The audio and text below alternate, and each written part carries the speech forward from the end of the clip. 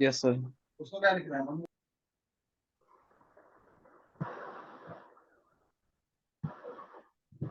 Screen कौन सी show हो रही है अभी आपको? ये चैप्टर चैप्टर 10 वाली सर। ओके ठीक। ठीक है सर। तो हम चैप्टर 10 स्टार्ट करते हैं, जो है सर्विस कंपनी। इसके अंदर वाउचर के साथ साथ, बिलिंग के साथ साथ, हम अब टैक्स भी यहाँ पर लगाएंगे कि टैक्स जो है वो कहाँ पर कितना लगेगा और किस तरीके से रिकॉर्ड किया जाता है। हालांकि टैक्स रेट जो है वो चेंज होते रहते हैं टाइम टू टाइम, ये कोई फिक्स नहीं है। बस खाली आना क्या चाहिए कि टैक्स को किस तरीके से रिकॉर्ड किया जाए, क्या रेट चल रहा है क्या नहीं चल रहा है, वो तो आपको अपने आप अपडेट होना पड़ेगा टाइम टू टाइम, नेट पे से न्यूज़ देख के या फिर इंफॉर्मेशन चेक करके। बात आती है टैक्स की, तो मैं टैक्स के बारे में थोड़ा सा बता देता हूँ आपको। टैक्स जो होते हैं वो होते हैं दो तरह के, एक होता है डायरेक्ट टैक्स, एक होता है इनडायरेक्ट टैक्स, जैसे कि एक्सपेंस और इनकम हुआ करते हैं। तो वैट टैक्स को कैसे हम आइडेंटिफाई करेंगे? एक्सपेंस को तो हम आइडेंटिफाई कर लेते हैं कि बिफोर मैन्युफैक्चरिंग इज कॉल्ड, जितने भी सारे होंगे बिफोर मैन्युफैक्चरिंग वो सारे के सारे क्या कहे जाते हैं? डायरेक्ट एक्सपेंस और इनकम। आफ्टर मैन्युफैक्चरिंग सारे के सारे इनडायरेक्ट कहे जाते हैं। बट टैक्स में ऐसा नहीं है। डायरेक्ट टैक्स कौन से कहे जाते हैं? जो कि डायरेक्ट डिपॉजिट किए जाते हैं गवर्नमेंट को। डायरेक्ट गवर्नमेंट के बाद पास जो टैक्स जाता है वो डायरेक्ट टैक्स होता है। और जो टैक्स इनडायरेक्ट वे में सरकार के पास जाता है, इनडायरेक्ट वे में कहने का मतलब क्या है? एक दूसरे से हो करके जो जाता है। फॉर एग्जाम्पल मैं लूँ, जैसे कि आपका जीएसटी हो गया, तो जीएसटी क्या हम डायरेक्ट सरकार को देते हैं? मैं कोई सामान खरीदने जाऊंगा, उस पर जीएसटी लगा दी सामने वाले ने, तो मैं उसको शॉपकीपर को दे रहा हूँ या गवर्नमेंट को दे रहा हूँ टैक्स? मैं तो उस शॉपकीपर टाइम को। शॉपकीपर को दे रहा हूँ। और शॉपकीपर जहाँ से उसने खरीदा होगा वो उसको देगा।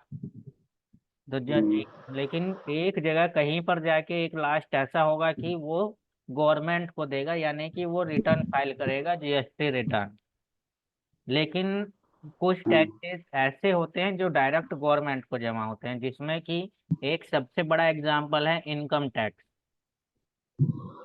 इनकम टैक्स किसी को दिया नहीं जाता है, किसी को इनकम हो रही है तो वो डायरेक्ट आईटीआर फाइल करता है और डायरेक्ट गवर्नमेंट के पास जाता है। और इनडायरेक्ट टैक्स कौन से हो गए? जो इनडायरेक्ट वे में गवर्नमेंट के पास जाते हैं, और डायरेक्ट जो डायरेक्ट गवर्नमेंट के पास जाते हैं। डायरेक्ट सिर्फ दो ही टैक्स होते हैं, बाकी इनडायरेक्ट होते हैं। वो डायरेक्ट कौन कौन से होते हैं? एक तो होता है आपका इनकम टैक्स और एक होता है टीडीएस। ठीक है। और कोई भी टैक्स है, चाहे वो छोटा टैक्स हो चाहे बड़ा टैक्स हो, जाता किसके पास है? गवर्नमेंट के पास जाता है। कोई पब्लिक या शॉपकीपर या फिर कोई भी दुकानदार है, किसी भी होटल का मालिक है, रेस्टोरेंट का मालिक है, अगर वो टैक्स लगा रहा है तो गवर्नमेंट के पास जाएगा। बट कई टैक्सेस ऐसे होते हैं जो वो खुद रखते हैं, जिसको बोला जाता है एडिशनल टैक्स। एडिशनल टैक्स जो कि वो अपनी तरफ से लगाते हैं, वो खुद ही रखते हैं। लेकिन अगर वो अपनी तरफ से भी टैक्स लगा रहे हैं तो उनकी भी डिटेल उन्हें गवर्नमेंट को शेयर करनी पड़ती है। क्यों? क्योंकि वो अंडर इनकम आ जाती है उनके, और इनकम दिखाना होता है कैसे हो रही है, तो उस पर भी उनको टैक्स देना पड़ता है। ठीक है। बात करता हूँ फिर से टैक्स पे है कि टैक्स जो है वो जाता गवर्नमेंट को ही है। लेकिन ये भी ध्यान रखने वाली बात है कि जाता सिर्फ एक के ही जेब से है टैक्स। हालांकि बहुत सारे लोग हैं बीच में, लेकिन टैक्स जो है सिर्फ एक की ही जेब से जाता है और एक की ही जेब में जाता है। हालांकि गुजर करके बहुत से लोगों के पास से गुजरता हुआ जाता है, लेकिन सिर्फ एक जगह रुकता है और वो सरकार के पास जाता है। और जाता किसके पास से? कंज्यूमर की जेब से, जो उस प्रोडक्ट को यूज करेगा। अब जैसे कि मैं मैन्युफैक्चरिंग कर रहा हूँ, सपोज मैंने मैन्युफैक्चरिंग की, जहाँ से रॉ मटेरियल लिया मैंने उसको टैक्स दिया। उसके बाद मैंने होलसेलर को बेच दिया, उस पे मैंने टैक्स लगाया, उसने मुझे दे दिया। ठीक, और जितना मैंने टैक्स दिया था उतना मैंने वापसी ले लिया। हो सकता है ज्यादा भी ले लिया हो, क्योंकि मैं प्रॉफिट के साथ ही बेचूंगा, लॉस में तो बेचूंगा नहीं, या कॉस्ट टू कॉस्ट नहीं बेचूंगा। इसी तरीके से जो होलसेलर ने लिया है हमसे, वो रिटेलर को सेल करेगा और वो रिटेलर से टैक्स ले लेगा, और वो भी कॉस्ट टू कॉस्ट नहीं बेचेगा, प्रॉफिट ऐड करके बेचेगा। अब जो रिटेलर था, रिटेलर ने कंज्यूमर को दे दिया, कंज्यूमर तो बेचेगा नहीं किसी को, कंज्यूमर तो यूज करेगा। अब जब कंज्यूमर को उसने बेचा तो कंज्यूमर से उसने टैक्स ले लिया। अब सपोज मैं ही हो गया रिटेलर, मैंने कोई सामान 10 रुपए में खरीदा, प्लस 2 रुपए का उस पर टैक्स दे दिया, या 5 रुपए का टैक्स दे दिया, तो ये हो गया 15 रुपए का। अब मैं उसको बेचूंगा तो 10 रुपए की तो उसकी कॉस्ट थी, मैं उसको बेच दूंगा 12 रुपए में। तो सपोज 5% टैक्स 5 रुपए ही बैठ गया। अब मैं बाद में भी 5 ही % लगाऊंगा। जो 10 का 5%, 5 हुआ, मैं एक एग्जाम्पल दे रहा हूँ, 10 का 5% 5 नहीं होगा, कहीं सोचो कि यह इस तरीके से बता दिया। मैं एक एग्जाम्पल दे रहा हूँ। सपोज 10 का 5% 5 रुपए हो गया, तो क्या 12 रुपए का भी 5% 5 ही रुपए होगा? वो तो अमाउंट बढ़ जाएगी, लेकिन हाँ। टैक्स रेट सेम हो जाएगा, बस खाली क्या हो गया, कॉस्ट में प्रॉफिट ऐड हो गया। और जब टैक्स ज्यादा हो गया तो सीधी सी बात है, मैंने टैक्स तो दिया 5 रुपए, लेकिन मैंने दूसरे से ले लिया 7 रुपए, तो मैंने 2 रुपए टैक्स ज्यादा ले लिया। तो जब ज्यादा ले लिया तो क्या होगा, क्या वो मेरी जेब में जाएगा? नहीं। कोई ना तो ज्यादा टैक्स पे कर सकता है और ना ही ज्यादा टैक्स ले सकता है, ये भी ध्यान रखना। बस खाली एक कंज्यूमर ही है जो टैक्स पे करता है, बाकी ना तो टैक्स लेते हैं, ना टैक्स अपने जेब में रख सकते हैं, ना देते हैं। तो यहाँ पर होता क्या है, जब टैक्स का रिटर्न फाइल किया जाता है, जैसे वैट भी है तो वैट का भी रिटर्न फाइल किया जाता है, टीडीएस है तो उसका भी रिटर्न फाइल किया जाता है, इनकम टैक्स है तो उसका भी रिटर्न फाइल किया जाता है, जीएसटी है तो उसका भी रिटर्न फाइल किया जाता है।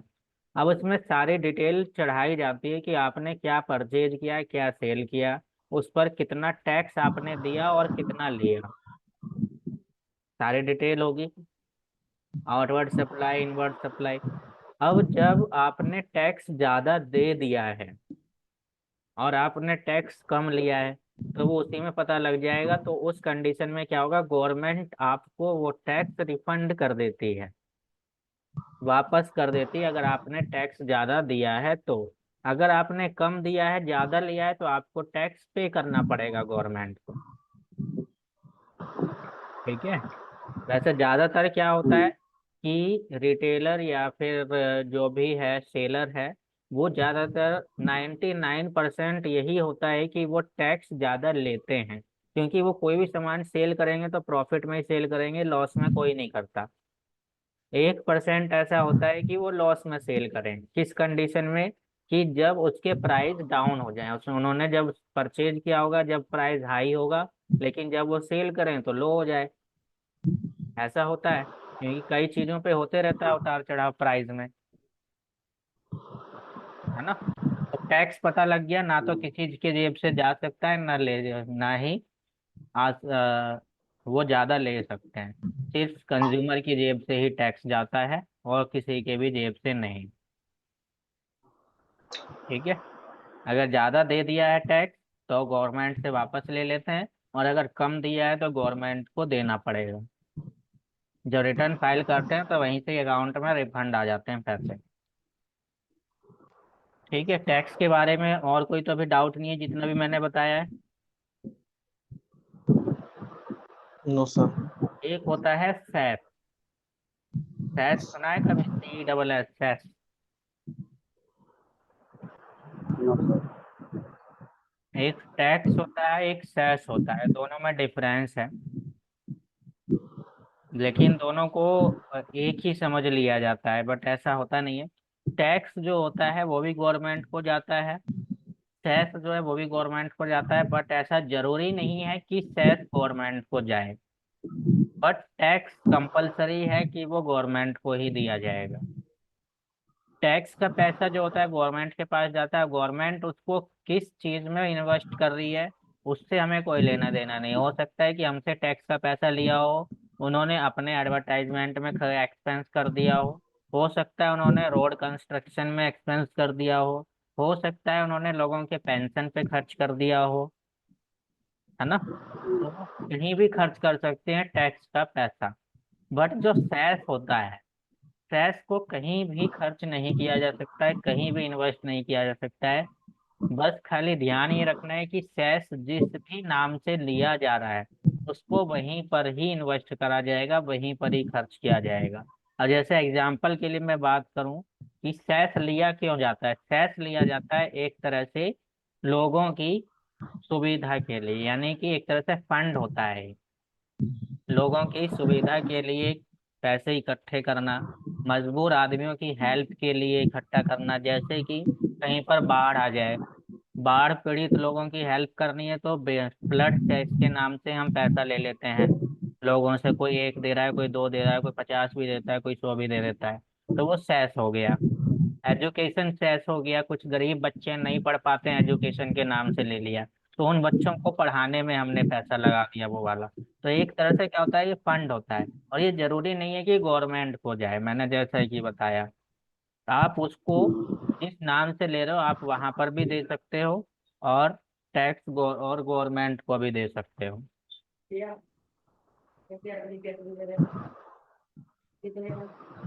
एप्लीकेशन,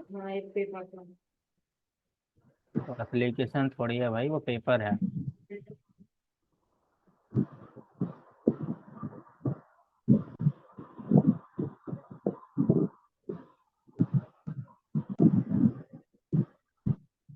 तो टैक्स और सेस में आपको पता लग गया डिफरेंस, टैक्स क्या है सेस क्या है।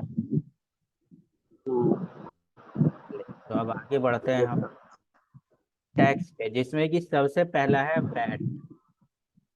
वैट की फुल फॉर्म होती है वैल्यू एडेड टैक्स। यहाँ पर इसको मैं मेल कर दूंगा, इसमें कुछ इंफॉर्मेशन आपको मिल जाएगी, पढ़ के भी देख लेना, बाकी मैं यहाँ पे बता दूंगा आपको। वैट यानी value added tax is the tax levied at every level of valuation addition done to stock item. यहाँ पे क्या पता लग रहा है कि जो वैट लगाया जाता है किसी भी स्टॉक आइटम पर लगाया जाता है, सर्विस पर नहीं लगेगा वैट, स्टॉक पर ही लगेगा। हालांकि जब से जीएसटी आई है तब से हर एक आइटम पर वैट नहीं लगता है, जिन पर जीएसटी लगता है वैट उसी में इंक्लूड हो जाता है। जिन चीजों पर जीएसटी नहीं है उन चीजों पर वैट लगाया जाता है। बट कुछ चीजें ऐसी हैं जिन पर जीएसटी भी लगता है वैट भी लगता है। ठीक है, ऐसी बहुत कम चीजें हैं, जैसे कि गोल्ड हो गया, गोल्ड पर वैट भी लगता है जीएसटी भी लगता है। लेकिन कई जगह क्या है, जीएसटी में ही वैट को इंक्लूड कर देते हैं। बट ऐसा होना नहीं चाहिए, जहाँ जीएसटी है वहां पर वैट नहीं लगना चाहिए, गवर्नमेंट का रूल यही है। ठीक है, तो जैसे वैट कहाँ लगता है, जिन चीजों पर जीएसटी नहीं है, और जहाँ जीएसटी है वहां पर वैट लगाने की जरूरत नहीं होती, क्योंकि वैट जीएसटी में ही इंक्लूड होता है। अब कुछ चीजों पर जीएसटी नहीं है, जैसे कि आपका अल्कोहल प्रोडक्ट हो गया, इलेक्ट्रिसिटी हो गया, पेट्रोलियम प्रोडक्ट हो गया, इन पर जीएसटी नहीं है। जैसे पेट्रोल की बात करें हम, पेट्रोल पर जीएसटी नहीं लगता है, जिसकी वजह से अलग अलग स्टेट में अलग अलग प्राइस होते हैं डीजल पेट्रोल पर, होते हैं ना। दिल्ली में कुछ और रेट है वही डीजल, यूपी में कुछ और है, बिहार में कुछ और है, राजस्थान में कुछ और है। ऐसा क्यों होता है, क्योंकि जो वैट है वो किसी स्टेट में ज्यादा लगता है, किसी स्टेट में कम लगता है।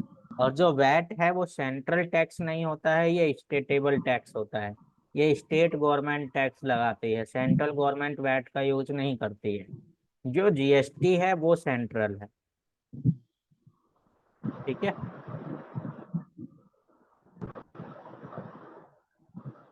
वॉइस आ रही है ना मेरी। यस सर, आ रही है जी सर। तो ये जो है वैट किसी भी स्टॉक पर लगता है, और ये कितना लगता है, तो ये नॉर्मली आपका 1% से लेकर के 12.5% बोल सकते हो, या फिर इससे हाई भी लगता है। पेट्रोल अल्कोहल प्रोडक्ट पर ज़्यादा लगता है, कहीं पर 25 भी लग जाता है, कहीं पर 30% भी लग जाता है, 40 भी लग जाता है। तो ये डिपेंड करता है गवर्नमेंट के ऊपर, क्योंकि सेंट्रल नहीं स्टेटेबल होता है, मैंने बताया। तो डिपेंड करता है वहाँ की स्टेट गवर्नमेंट कितना टैक्स लगाती है। नेक्स्ट आते हैं यहाँ पर कि वैट की कैलकुलेशन कैसे होती है। तो यहाँ पर एक चीज दिया गया है यहाँ पर formula, VAT payable equal output tax minus input tax. यानी वैट पेबल हम कैलकुलेट कैसे करेंगे, यानी कितना पे करना है। आउटपुट टैक्स और इनपुट टैक्स में क्या डिफरेंस है? आउटपुट हो गया सेल करना, यानी कि जब आप सेल कर रहे हो तो उस टाइम जितना टैक्स कलेक्ट हुआ है उसमें से हम परचेज किए हुए टैक्स को माइनस कर देते हैं। उसका एग्जाम्पल नीचे दिया हुआ है, उससे समझते हैं, उससे जल्दी समझ में आएगा। अब जैसे कि यहाँ पर है कुछ कह रहे हो? No sir. मिस्टर राम है, रजिस्टर्ड डीलर। चलिए रजिस्टर्ड के नाम से एक और मैं समझा देता हूँ। रजिस्टर्ड से ध्यान आया मुझे कि कोई भी पर्सन, कोई भी रिटेलर, कोई भी दुकानदार, कोई कुछ भी है, अगर उसने टैक्स में रजिस्ट्रेशन नहीं कराया हुआ है तो उसको किसी भी तरह का कोई राइट नहीं है कि वो कस्टमर को टैक्स लगा करके बिल दे। उसका टैक्स में रजिस्ट्रेशन कराना जरूरी है, और जिस भी टैक्स में उसने रजिस्ट्रेशन कराया हुआ है वो वही टैक्स लगा सकता है और कोई नहीं लगा सकता। अगर कोई रेस्टोरेंट है और उसने आपको जीएसटी लगा के दे दी और उसके बिल पर जीएसटी नंबर नहीं है, तो आपको भी इतना राइट है कि आप उस पर केस कर सकते हो कि जब आपने रजिस्ट्रेशन करा ही नहीं रखा है तो आप जीएसटी क्यों वसूल कर रहे हैं। तो कोई भी अनरजिस्टर्ड पर्सन किसी भी तरह का कोई टैक्स लेने का राइट नहीं रखता है। ठीक है। तो मिस्टर राम जो है वो यस एक सर। रजिस्टर्ड डीलर है। उन्होंने एक परचेज किया है स्टॉक आइटम, कितने का? 1000 रुपीज का, और उस पर 5% टैक्स पे किया है, जो कि 1000 पर 5% टैक्स बैठता है 50 rupees. On this item he made a value addition of 500, यानी कि उन्होंने इसी वैल्यू पर, ये जो स्टॉक आइटम की वैल्यू है, इस पर ऐड कर दिया 500 रुपीज और उसको सेल कर दिया। यानी कि 1000 का उन्होंने बेचा था, इसको 500 रुपीज प्लस करके 1500 का बना दिया और उसको सेल कर दिया। और जब सेल कर दिया तो टैक्स रेट तो उतना ही रहेगा 5%, और जब उतना ही है तो 1500 का 5% टैक्स कितना हो जाता है? 75 रुपीज। ठीक है। तो अब उन्होंने जब परचेज किया तो उस टाइम तो उन्होंने 50 रुपीज दे दिया, लेकिन जब उन्होंने सेल किया तो 25 रुपीज उन्होंने एक्स्ट्रा ले लिया। एक्स्ट्रा आ गया ना उनके पास। अब यही चीज क्या कह रहे हैं यहाँ पे, mister Ram can claim the tax already paid 50 rupees on the initial purchase and as input tax credit, and the tax liabilities can be adjust against it. Then he has to pay only the balance amount 25 rupees to the department. अब mister Ram ने sell किया 1500 का, tax ले लिया 75। तो government क्या कहेगी? आपने 75 रुपीज का टैक्स रिसीव किया है, आपको 75 रुपीज पे करने पड़ेंगे। तो अब आप गवर्नमेंट को कितने रुपए पे करोगे? भाई आप ये कहोगे गवर्नमेंट को हमने खरीदा भी तो था, हमने खरीदते टाइम भी तो टैक्स दिया है। भाई कितना टैक्स दिया है? 50 रुपए दिया है, हम इतना पहले ही दे चुके हैं, तो हम दोबारा 75 रुपीज क्यों देंगे? हमने 25 रुपए एक्स्ट्रा लिए हैं तो हम 25 रुपए ही तो पे करेंगे। यही बात हम बोलेंगे, तो एक ही चीज पर हम डबल डबल टैक्स क्यों दें? भाई हमने 75 रुपए लिए, उसमें से 50 पहले ही दे चुके, बचे 25, जो कि इसी से पता लगेगा कि कितना पे करना है। आउटपुट टैक्स, आउटपुट टैक्स मतलब सेल करते टाइम में जितना आया वो माइनस इनपुट टैक्स, यानी कि परचेज करते टाइम में जितना भी हमने दिया था वो। तो इसमें से इसको माइनस करोगे, अपने आप पता लग जाएगा कि कितने रुपए और आपको पेमेंट करना पड़ेगा गवर्नमेंट डिपार्टमेंट को। एग्जाम्पल से क्लियर हो गया किस तरीके से कैलकुलेट किया जाएगा? Yes sir. अभी मैं और प्रैक्टिकली बताऊंगा, यहाँ पर इसको कुछ पढ़ने की जरूरत है नहीं आपको। वैट में कुछ ऑप्शन, अच्छा वैट और सीएसटी दोनों एक ही चीज है, बस खाली यहाँ पर फर्क क्या है वो मैं बताऊंगा अभी। दोनों एक साथ ही करा दूंगा। वैट और सीएसटी, सीएसटी की फुल फॉर्म है सेंट्रल सेल्स टैक्स। जो कि आपको नाम से ही पता चल रहा होगा कि ये सेल्स करने पर ही टैक्स लगाया जाता है, परचेज करने पर नहीं लगता है। और ये कब लगता है? सेंट्रल सप्लाई पर। सेंट्रल मतलब एक स्टेट से दूसरे स्टेट में जब सप्लाई होती है तब सीएसटी लगेगा, उस टाइम वैट नहीं लगेगा। क्लियर है भाई? Yes sir. वैट और सीएसटी में सिर्फ इतना ही फर्क है जी कि सर। वैट जो है स्टेट स्टेट पे लगेगा और सीएसटी सेंट्रल पे लगेगा, और वो भी सिर्फ और सिर्फ सेल्स पर। ठीक है, चलिए अभी कितना टाइम हुआ है इसमें? जी सर। टाइम और बच रहा है आपका इसमें, कहीं क्लास एंड हो जाए।